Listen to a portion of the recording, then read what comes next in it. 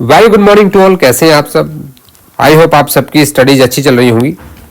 BNS भारतीय न्याय संहिता, इसकी सीरीज में आज जो टॉपिक हम डिस्कस करेंगे माय डियर फ्रेंड्स, ये आपका जनरल एक्सेप्शंस का जो पार्ट है सबसे इम्पोर्टेंट है आपका आईपीसी में, सॉरी बीएनएस में। आईपीसी का ये चैप्टर 4 होता था, जो अभी भारतीय न्याय संहिता में एक अलग चैप्टर में आ गया है, चैप्टर 3 में। आज इसी टॉपिक में हम डिस्कस करेंगे। इससे पहले हमारे बीएनएस के 7 वीडियोज आ चुके हैं, उनका लिंक नीचे डिस्क्रिप्शन में आप वहां जाकर देख सकते हैं। अगर अभी तक आपने चैनल को सब्सक्राइब नहीं किया, सब्सक्राइब जरूर कर लें और साथ ही साथ इस बेल आइकन को प्रेस करें, जिससे आने वाले वीडियोज के अपडेट आपको टाइमली मिलते रहें। देखिए, भारतीय न्याय संहिता एक वैसा क्विक रिवीजन जो हमेशा करते हैं। एक्ट नंबर 45 और 2023, दो डेट इंपॉर्टेंट है ताकि आप कभी ना भूलें, इसीलिए मैं आपको डेली डेट्स बताता हूँ। 25 दिसंबर 2023 और 1 जुलाई 2024। Enactment date, enforcement date. Substantive nature का लॉ है। कैसा लॉ है? सब्सटेंटिव लॉ है, और इसको लैक्स लॉ की भी कहा जाता है। लैक्स लॉ का मतलब लॉ ऑफ द लैंड। जैसे आपका एविडेंस क्या है? लैक्स 4 ही है, law of the forum. 358 sections हैं, 20 चैप्टर्स में डिवाइड है। और अभी तक हम लोग कवर कर चुके हैं चैप्टर 1 प्रिलिमिनरी, सेक्शन 1 से लेकर 3 तक, चैप्टर 2 पनिशमेंट, 4 से लेकर के 13 तक। और आज हम स्टार्ट करने जा रहे हैं चैप्टर 3 जनरल एक्सेप्शंस। देखिए, general exceptions in law, sometimes what happen to commit a crime, someone's act or omission is punishable. ठीक है भाई, किसी को किसी ने मार दिया तो homicide is always punishable in the law, but sometimes come under the purview of the self defence. Okay, so there may be a exception कि वो उसका एक्ट अपराध होते हुए भी अपराध की श्रेणी में नहीं रहेगा। लेकिन ऐसा किन कंडीशंस में होगा?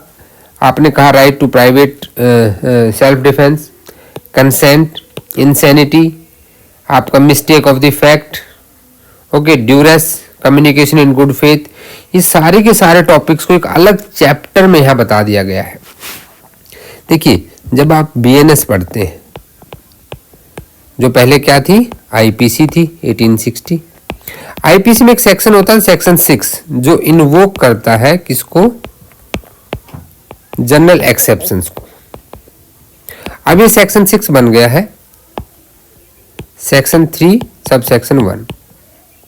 सेक्शन 3 सब सेक्शन 1 ये कहता है कि जितने भी पीनल प्रोविजंस हैं, जितने भी इलस्ट्रेशंस हैं, जितनी भी डेफिनेशंस हैं, वो सब पढ़े जाएंगे subjective to general exceptions, chapter 3। तो जनरल एक्सेप्शन को मद्देनजर रखते हुए ही वो पढ़े जाएंगे। General exception is a defence for the accused that he has committed that offense but that comes under the general exception, और it provides immunity to him. अब इम्यूनिटी का क्या मतलब होता है? इम्यून हो गया वो। इम्यूनिटी का मतलब होता है कि देखिए, सबसे पहले अगर हम अपने कॉन्स्टिट्यूशन में यहाँ पे जाएं, कॉन्स्टिट्यूशन ऑफ इंडिया, इसमें एक आर्टिकल आता है 361। आप में से बहुत लोगों ने इसके बारे में पढ़ा हो, आप जानते होंगे। अब ये कहता है कि जो प्रेसिडेंट है हमारे इंडिया के, या जितने भी गवर्नर ऑफ स्टेट्स हैं, जितने राज्यों के गवर्नर हैं, या जो राज प्रमुख हैं, they are immune while doing their duties. तो ये इम्यून रहेंगे from any court proceedings. President या गवर्नर के कार्यकाल के दौरान किसी भी कोर्ट में वो आंसरेबल नहीं है, उनके ऊपर कोई भी सिविल या क्रिमिनल प्रोसीडिंग नहीं चलाई जा सकती। तो ये बात तो होगी भाई पर्टिकुलर, बिकॉज वही चीज है कि भाई यहां पे तो हो गया पर्टिकुलर प्रेसिडेंट और गवर्नर की बातें। लेकिन कोई भी ऑफेंस होता कैसे है? ऑफेंस होता है जब कोई एक व्यक्ति क्या करता है।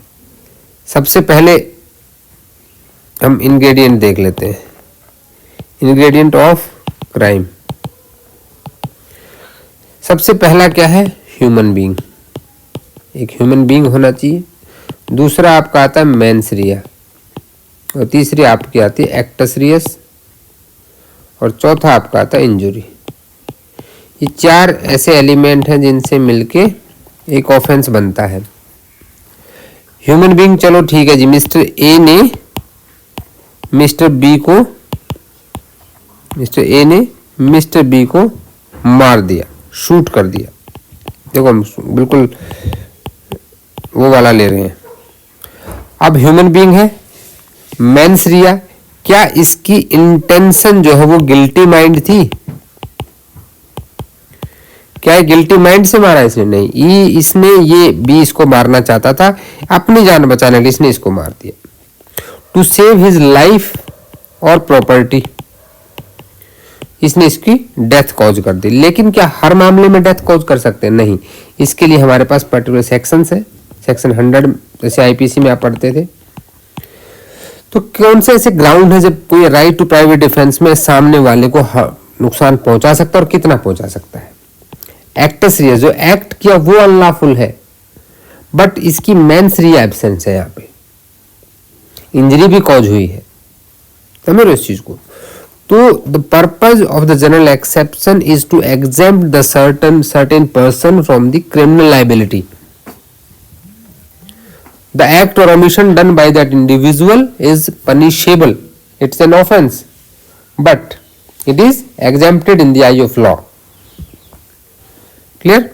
So in this chapter 3 we will discuss the general exceptions particularly defined कि भैया जो इस चैप्टर में दिया गया वही डिफेंस होगा, इनके अलावा नहीं होगा। अब जब आप इंडियन एविडेंस एक्ट पढ़ते थे उसमें एक सेक्शन आता था 105, अभी ये बन गया भारतीय साक्ष्य अधिनियम और वहां ये सेक्शन हो गया 108। क्लियर?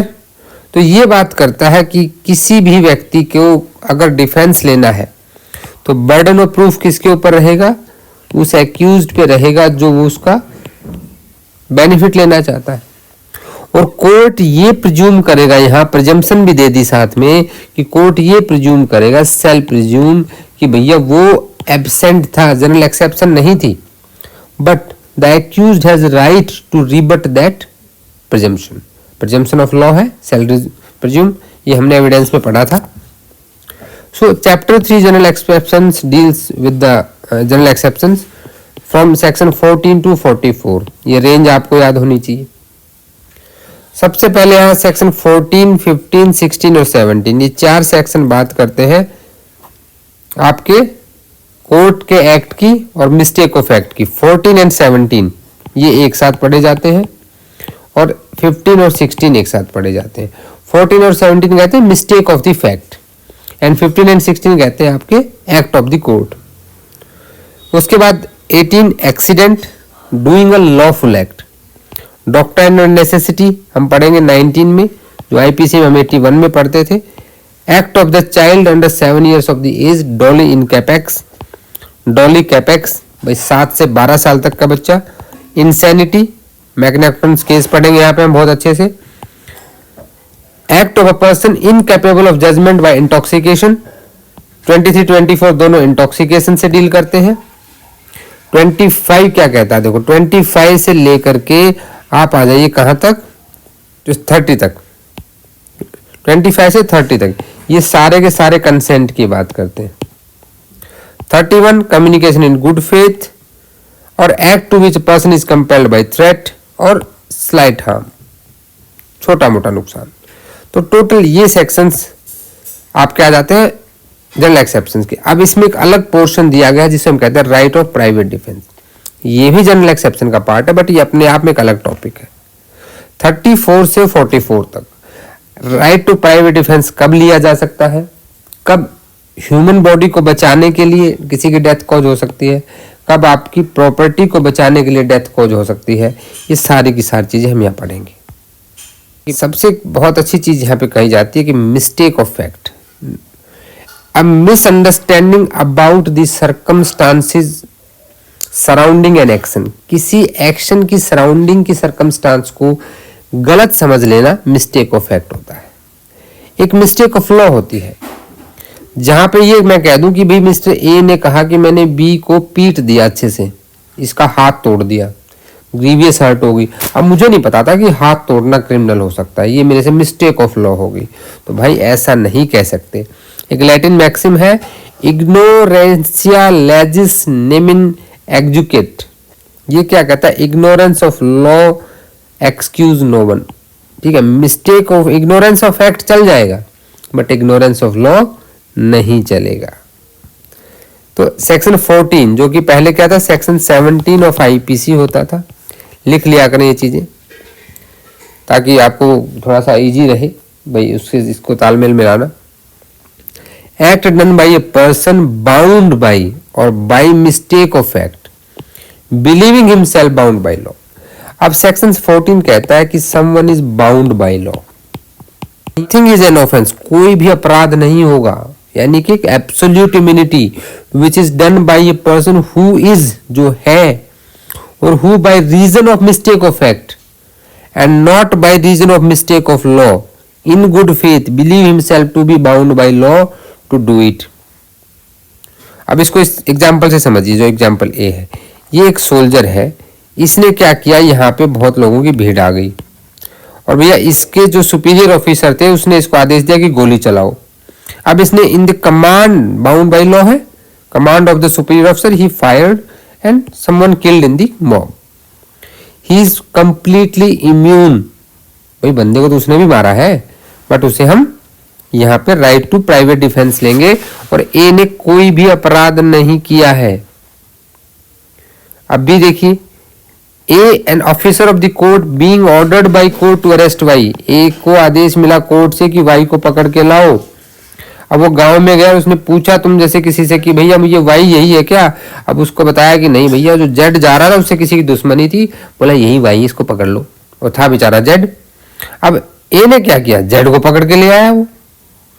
तो A has committed no offence because after due inquiry, word लिखा है आफ्टर ड्यू इंक्वायरी, उसने पूछताछ की, इधर उधर पता लगा तो उसको ले आया वो, तो that is mistake of the fact, तो यहां पे उसको इम्यूनिटी मिल जाएगी। अब 14 के साथ में हम पढ़ते हैं 17, act done by a person justified by mistake of fact. 14 में आपने पढ़ा था बाउंड बाय लॉ और यहां आप पढ़ोगे जस्टिफाइड बाय लॉ।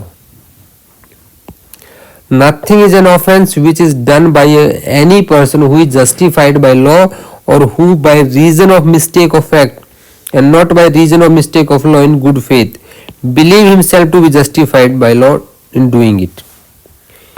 ए ने देखा कि जेड जो है, अब इसको ऐसे समझिए आप कि जेड के ऊपर किसी व्यक्ति गुंडे ने हमला कर दिया और ए अपनी बालकनी में यहां खड़ा होकर देख रहा था।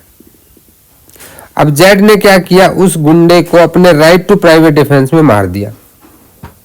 तो ए ने देखा कि जेड ने तो भाई उसको मार दिया, अब उसको नहीं पता कि वो भाई कोई गुंडा आया हुआ वहां पे।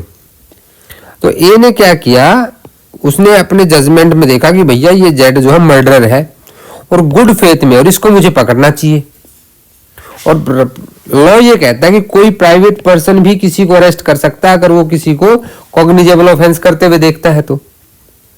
और उसने जाके जेड को पकड़ लिया, एकदम जमीन पे गिरा के बैठ गया और उसको पुलिस में ले गया फिर कि भैया इसको मैंने उस व्यक्ति को मारते देखा है। तो भाई Z was acting in self defence, तो इसका मतलब क्या, ए ने कोई अपराध कर दिया क्या, उसको पकड़ के ले गया जेड को? नहीं, because he has been done that under the judgement of mistake of the fact. He think that he is it is justified, मैं इसको पकड़ के ले जाऊंगा तो it is justified by law. देखिए 14 और 17 दोनों में दो दो पहलू हैं। ये बात करता है बाउंड बाय लॉ की और ये बात करता है जस्टिफाइड बाय लॉ की। अभी यहां पे दो व्यक्ति हैं, एक व्यक्ति है who is bound by law और एक व्यक्ति है who is due to mistake of fact. लेकिन ये मिस्टेक ऑफ फैक्ट जो है वो गुड फेथ में होनी चाहिए। यहां भी सेम चीज, एक जस्टिफाइड बाय लॉ है, एक मिस्टेक ऑफ फैक्ट के जैसे लग रहा है कि वो जस्टिफाइड लॉ है बट यहां भी गुड फेथ होना चाहिए। तो फर्स्ट पार्ट में दोनों ही सेक्शंस के आपका गुड फेथ नहीं आता। Good faith is a part of when there is a mistake of the fact. तो अगर गुड फेथ में है तो वहां पे उसको इम्यूनिटी मिल जाएगी। यहाँ तक क्लियर। अब हमारे जज साहब के जो एक्ट हैं, सेक्शन 15 आईपीसी में लिखिए सेक्शन 77 होता था और ये 78 होता था आईपीसी में। Nothing is an offence which is done by a जज व्हेन एक्टिंग जुडिशियली। जब कोई भी जज कहां एक्ट करता है, जुडिशियली एक्ट करता है, तो उसकी जो पावर है और इन गुड फेथ, जो पावर उसको कानून ने दी है, उसे ऐसा लग रहा है कि गुड फेथ मुझे कानून से मिली है, ठीक है, तो उस केस में कोई ऑफेंस नहीं होगा। अब एक जज साहब ने आदेश दे दिया कि इसको फांसी दे दी जाए और उस व्यक्ति को फांसी दे दी, वो मर गया। अब इनके आदेश पे मरा है तो क्या जज साहब को भी फांसी, भाई मर्डर के चार्ज में ले लोगे? नहीं, क्योंकि that is act of the जज। अब इसी फांसी देने वाले को जिस जल्लाद ने फांसी दी, तो उसने भी तो एक व्यक्ति ने व्यक्ति को मारा, human being killed a human being, it is homicide, तो it must becomes under the purview of the murder. But अगर कोई on the order of the court कुछ करता है, ठीक है, तो भी वो अपराध नहीं होगा। Act done pursuant to judgement or order of the court. जल्लाद ने कहा, ये जो मैं बताया आपको बहुत एग्जाम्स में आता है, इसको थोड़ा याद रखिएगा, ठीक है। Nothing which is done in pursuance or which is warranted by judgment or order of a court if done will judgment or order remains in force. भाई देखिए इसमें ये चीज इंपॉर्टेंट है, वो जजमेंट फोर्स में होनी चाहिए तो अपराध में श्रेणी में नहीं आएगा। चाहे कोर्ट में had no jurisdiction to pass such judgement. अब मान लीजिए इस चीज को समझिए आप कि कोर्ट ए है, कोर्ट ए का जो ज्यूरिसडिक्शन है वो यहीं तक है, यहाँ एक अपराध हुआ था और इसका ज्यूरिसडिक्शन कोर्ट ए में नहीं आता, कोर्ट ए ने दे दिया इसका जजमेंट और on the order of the court एक पुलिस अधिकारी ने क्या किया कि ये जाके इसको पकड़ के ले आया। तो भाई जब कोर्ट का तो ज्यूरिसडिक्शन ही नहीं था तो ये जजमेंट ही गलत हो गया, तो क्या जो पुलिस वाला इसको पकड़ कर लाया है तो इसने क्या रॉन्गफुल कन्फाइनमेंट कर दिया? नहीं, चाहे ज्यूरिसडिक्शन ना हो, ये क्लियरली बीएनएस में लिख दिया गया है, ठीक है, बहुत क्लियरली ये चीजें सेक्शन 16 में आपकी मेंशन हो गई हैं, तो भी वो वहां पे रहेगा। नेक्स्ट हम बात करते हैं, ये देखिए एक व्यक्ति है जो एक कुल्हाड़ी चला रहा था और इसके हाथ से कुल्हाड़ी स्लिप हो जाती है और जो बगल में खड़ा आदमी वो मर जाता है। क्या बोलेंगे हम, क्या हो गया? क्या हम ऐसा बोलेंगे कि इसने इसको मार दिया? हम बोलेंगे कि एक एक्सीडेंट हो गया। Nothing is an offence which is done by accident or misfortune और विदाउट एनी क्रिमिनल इंटेंशन। ये देखिए बिना किसी क्रिमिनल इंटेंशन के or knowledge in doing of a lawful act in a lawful manner by lawful means and with proper care and caution. ध्यान देना इन words पे।